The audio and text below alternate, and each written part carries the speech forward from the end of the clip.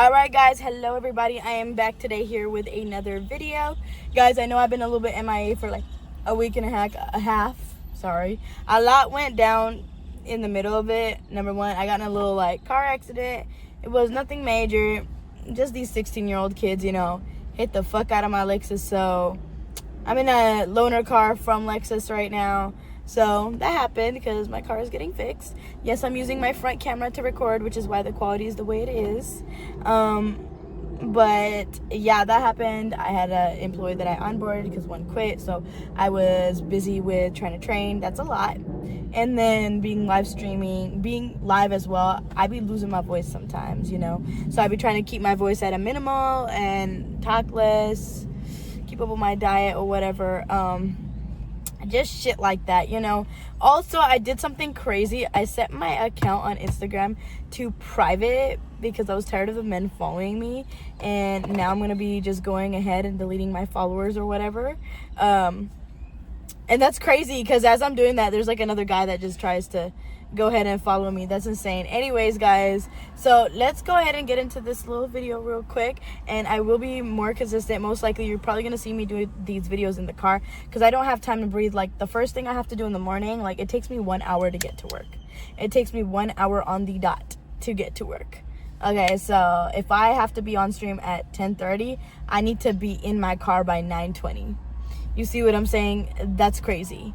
So anyways, from there I have to take a breather because my voice is just feeling like crazy after like 3.5 minutes, or not 3.5 minutes, 3.5 hours of a freaking live stream. So from there I take a little drive home. It takes me 45 minutes, an hour to go home, eat, all that BS. Still got a business to run, still got my social medias to run. It's insane. It's a lot. So if you guys see me with my phone in my hand right now, I'm not ignoring y'all. I'm just trying to multitask by going ahead and deleting followers on my Instagram as well too. All right, so I'm gonna be telling you guys a story about how we got robbed when I lived in Naperville. Okay, so let me tell you guys how I got to Naperville first. So I moved to Naperville September 2nd of 2020. I remember it exactly because I was sitting there freaking counting down days of when I was gonna leave Pakistan. Like, oh my fuck, Anyway, so I left and I was still 17. I turned 18 January 29th of 2021. That was fun. But I ended up being in that house for a couple months. We were living in that house like 10 months before it got robbed. But it got robbed, I believe it was like June or like end of June. And it was one thing after the other because I swear to God, we had gotten a car accident right before that as well, right outside of our house. So my parents have like a superstition that we were being watched or I was posting up on social media. I didn't really know a lot of people, Now, I ain't gonna lie, I was definitely sneaking out here and there as well, too, okay? I was 18, so it's not like I was sneaking out, but that's a whole other story. If you guys want a story time of how I used to sneak out as a teenager, I could tell you that as well, too. But anyways, so I was actually working for Aramark at the time as a custodian. Yes, your girl was scrubbing toilets at one point. And I remember, like, I was also working another job online, and then I would go and scrub toilets. One was like a $14 an hour job, the other one was like $12. But I was racking that money up, I was stacking as much as possible. Anyways, so one day I took off of work, and my parents and me, we drove to Chicago from Naperville from my cousin's brother's graduation party.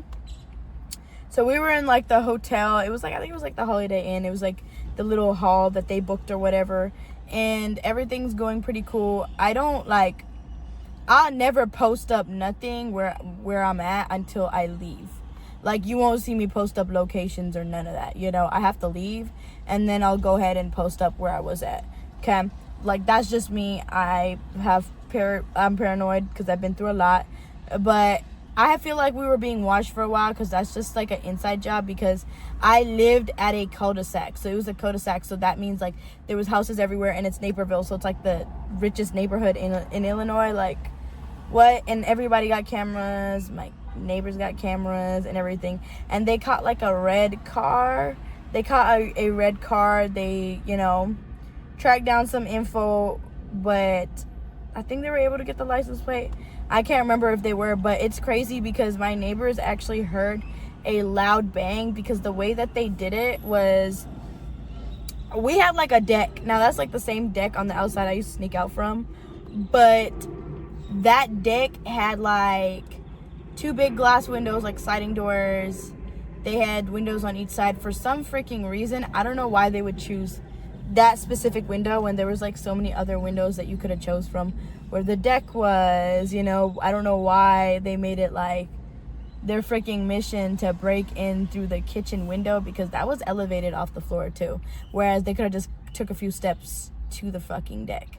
But they were clearly watching when we had left or whatever, because we were only gone for 2 hours on the dot.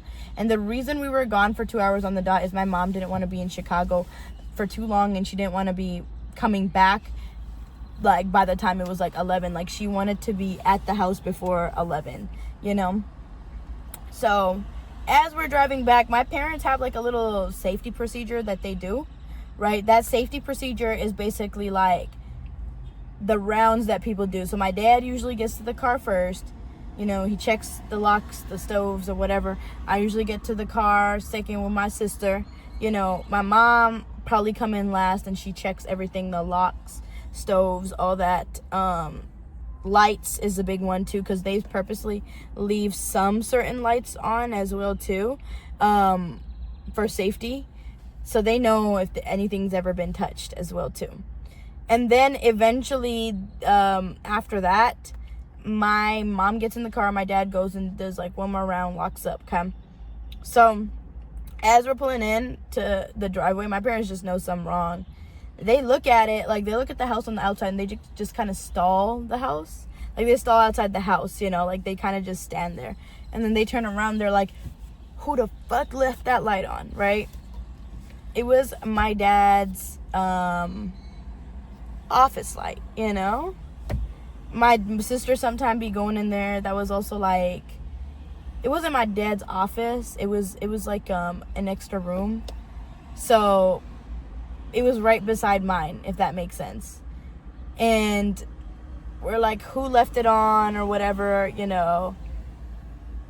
And my bedroom light was on too, So my parents were kind of like coming at me like, who left it on, And I didn't leave it on. They're like, no, she didn't leave it on because I made sure it was all off.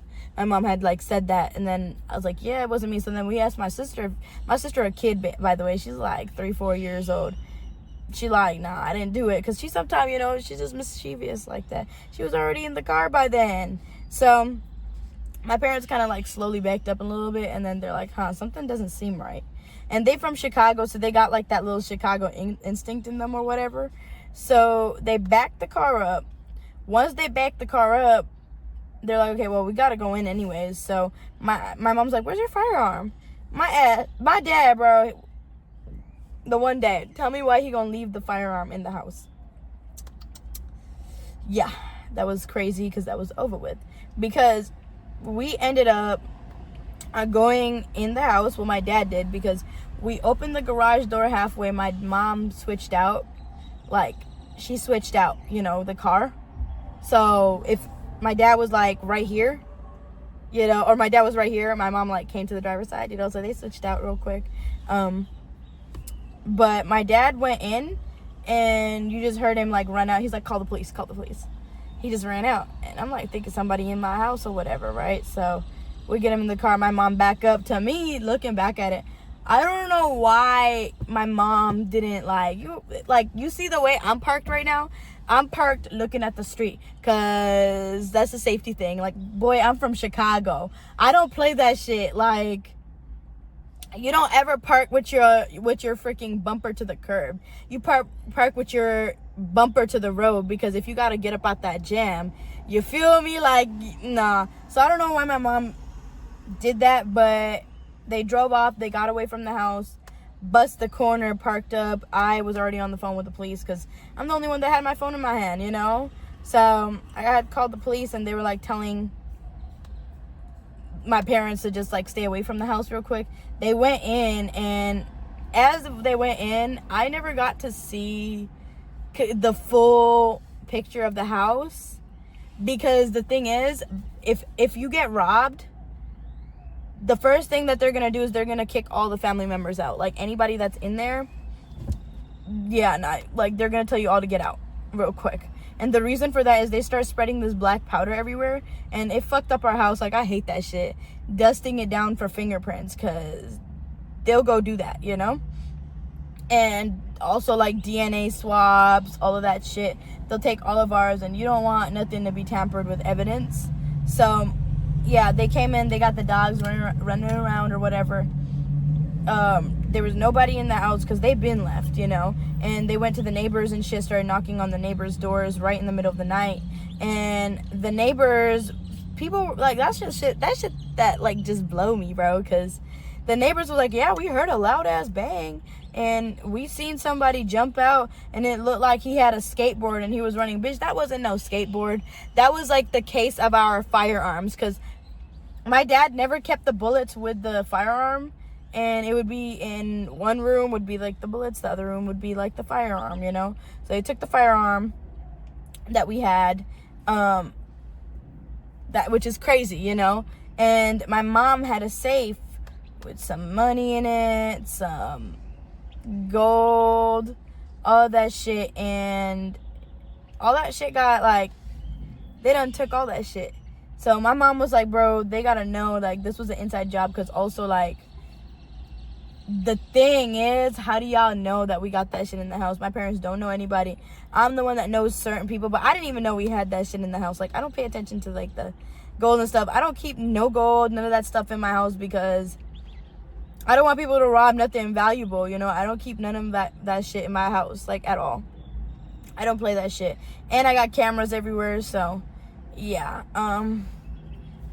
We ended up getting robbed, and they ended up taking our safe and everything. And the crazy part is how they found it, because I didn't even know where our shit was, you know. The bullets and shit, it was like in a place that nobody would think to look, you know. The gun, okay, pretty obvious, you know, by the bed, you know, pretty obvious. But, like, the safe and shit, like, they really went and dug through that entire shit, and yeah, they got all of that. They got all of that shit. So we feel like I was being watched. That's what my parents, they keep kind of like blaming me a little bit, saying I was the one being watched, because I, you know, knew people. But the people I knew, you know, I wouldn't, like, I never once said we had any of that shit in the house, because I didn't know we had any of that stuff in the house. I didn't know that we had gold in the house. I didn't know we had a safe in the house. My parents didn't tell me that we had a safe in the house. So there's no way that I would have known. I didn't know the bullets and a gun is kept separately either. Like, I didn't know, you know? So, yeah, they just grabbed all that shit and dipped out. So, like, they smashed the window of the kitchen. And when the police came, they had us outside. So that was traumatic, because my sister was like a toddler, bro. You know, and my fucking crazy bitch ass aunt, yeah, like, I hope she sees this. My crazy bitch ass aunt, bro, fuck that bitch, bro. If I see her, it's on site, I swear to God. Because my dad sent me to her house. Mind you, I'm 18, you know, and I had work the next morning. Like, she over there talking crazy, trying to take my phone. By the way, the phone, which I paid for, the phone with the bill that I paid, my mom was in the hospital because my mom had a really bad panic attack. And she, like, felt like she was going to faint, because those gold ornaments were sentimental to her, you know? So, she done lost all of that shit. All that shit. And that's crazy, because a couple of days ago, actually, my grandma's gold was robbed. So, I don't know, like, people be saying, like, oh, they came in with metal detectors, you know?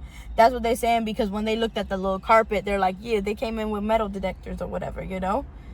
And that's how they found that shit.